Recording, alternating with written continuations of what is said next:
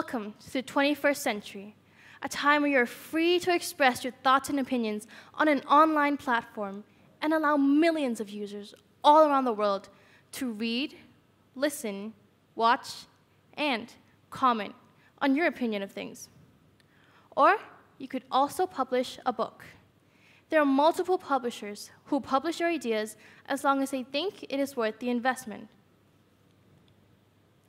Some of the best-selling books in the world include Harry Potter, A Tale of Two Cities, and Chairman Mao's poems.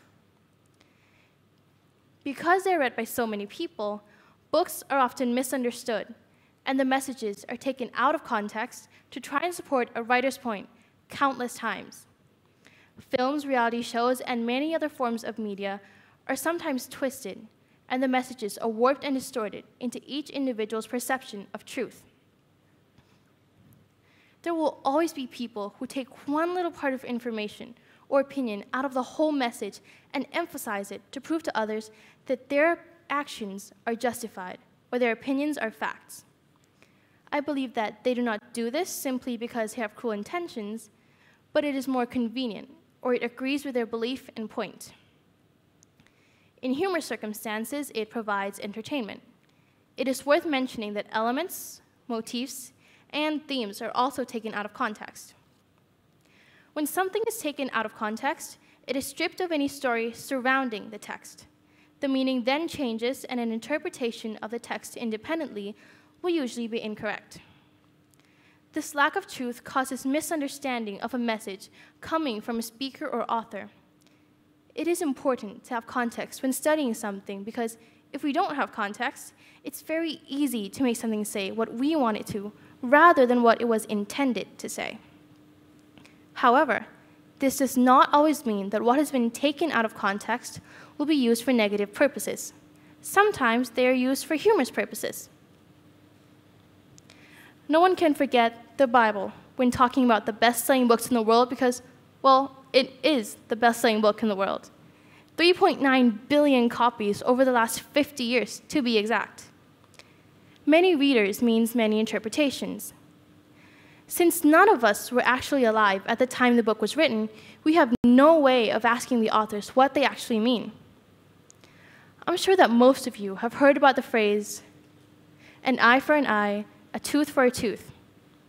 Would you believe me that this saying, mostly used when talking about revenge, comes from Matthew chapter 5, verse 38? Now, would you also believe me that the next verse talks about turning the other cheek? But I tell you, do not resist an evil person. If anyone slaps you on the right cheek, turn to them the other cheek also. As a whole, this Bible verse is meant to teach people about not reacting violently. But we've all been at that point where someone does something that just makes your blood boil, and quoting verse 38 makes us feel that little bit better. A more modern book or book series is Harry Potter. Now, rather than having a scene or quotation be used out of context, Christians sometimes bash Harry Potter for presenting witchcraft in a potentially positive light. However, the series is not intended to promote witchcraft and wizardry, but it is about friendship, relationships, loyalty, bravery, and coming of age. Nevertheless, all of these ideas are written in a school that teaches children to become witches and wizards, and that becomes an easy point for picking apart. Let's move on to another type of media that never has and probably never will go out of style: reality television series. Speeches and books are not the only type of media to be used out of context. Television shows also have a part in the story. For example, The Face. A modeling-style show, The Face is about 3 mentors who compete to have one girl on their team become the face of brands such as Maybelline New York. The Face was originally from the UK, but has made its way to America, Vietnam, and Thailand.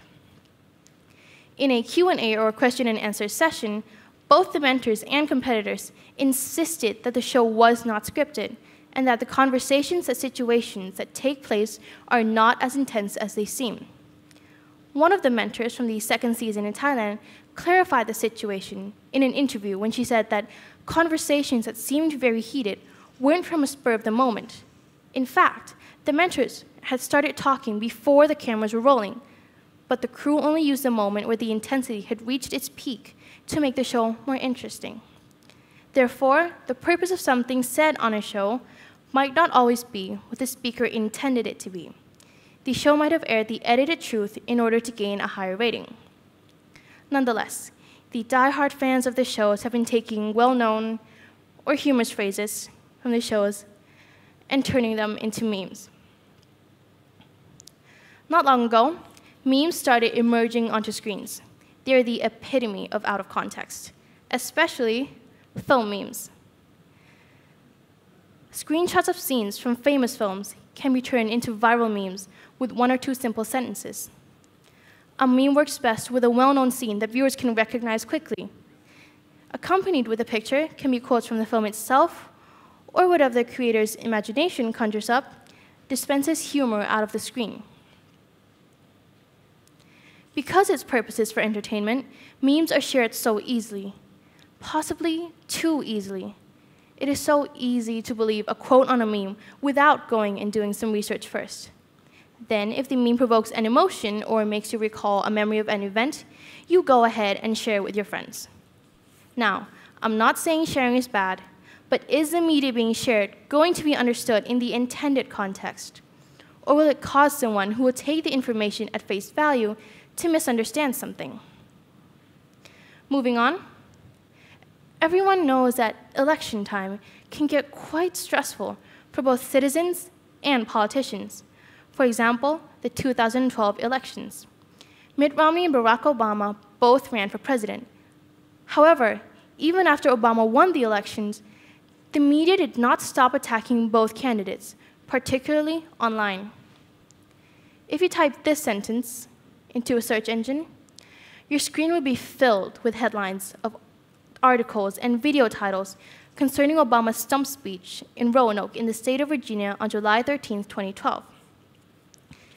According to multiple news articles and YouTube channels that support Mitt Romney, Obama was being insulting to small businesses. This was not exactly the ideal situation a presidential candidate would like to be in. However, the context surrounding this phrase changes its meaning. What Obama meant when he said, "You didn't build that," was even if our businesses are successful, we aren't the only ones who worked on it. He even said that he was struck by people who believed that credit to their successes were due to themselves. This is what he actually said. If you were successful, somebody along the line gave you some help. There was a great teacher somewhere in your life. Somebody helped to create this unbelievable American system that we have that allowed you to thrive. Somebody invested in roads and bridges. If you've got a business, you didn't build that. Somebody else made that happen. The point is that when we succeed because of our individual initiative, but also because we do things together.